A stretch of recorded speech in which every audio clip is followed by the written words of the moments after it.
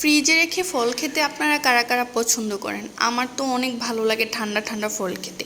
তো আমগুলো ফ্রিজে ছিল, ফ্রিজ থেকে নামিয়ে কেটে খেয়ে নিচ্ছি। তারপর হচ্ছে আমি একটু বাজারে যাব, কারণ আমার ওইখানে একটা বোরকা আনতে হবে বাজার থেকে। তারপর হচ্ছে আমি জুতা কিনবো।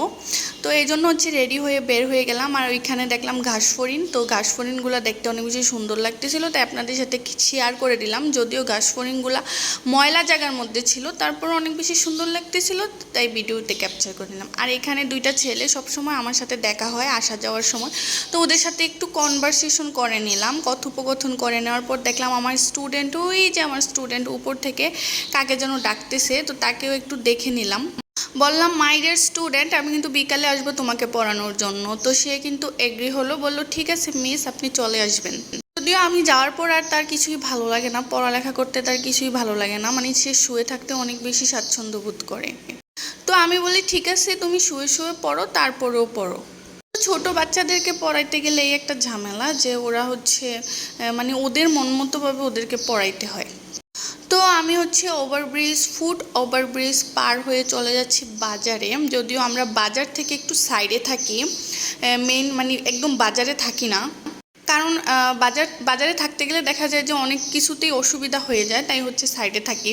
তো এখন হচ্ছে বাজারে চলে যাচ্ছি। বাজার থেকে গিয়ে আমি হচ্ছে আমার বোরকা এবং জুতা নিয়ে আসবো।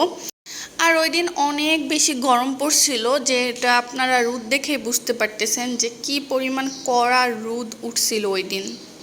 তো বাজারে এসে দেখলাম যে তেমন কোনো মানুষ নেই বাজারে, ভিড় খুবই কম ছিল, কারণ হচ্ছে দুপুরবেলা ছিল, তার উপর আবার অনেক বেশি গরম আর রোদ ছিল। তো আমি আমার বোরকাটা নিয়ে নিলাম। এটার হাতাটা একটু লুজ হয়েছিল, তো ওই লুজটা আবার বললাম যে ফিটিং করে দিতে, কারণ বেশি লুজ হাতা আমি খুবই আনকমফোর্টেবল ফিল করি।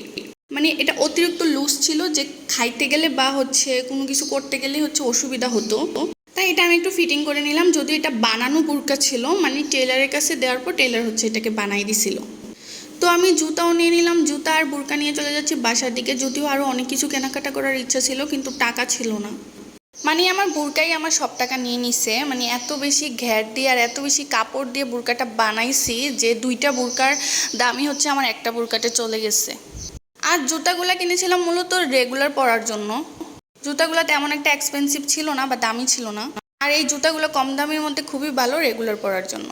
যাই হোক, বাসায় আসলাম। বাসায় আসার পর এত বেশি গরম লাগতেছিল, তারপর ফ্রিজ থেকে একটা ফল নামিয়ে নিলাম। ঠান্ডা ঠান্ডা ফলটা খেয়ে হচ্ছে আমার কলিজাটাকে ঠান্ডা করে নিলাম। তো আমার এই ব্লগটি আজকে এই পর্যন্তই। আমার ব্লগটি যদি ভালো লাগে তাহলে প্লিজ একটা লাইক, কমেন্ট আর শেয়ার করে দিবেন। ঠিক আছে, সবাই ভালো থাকবেন। টাটা, বাই বাই, আল্লাহ হাফিজ।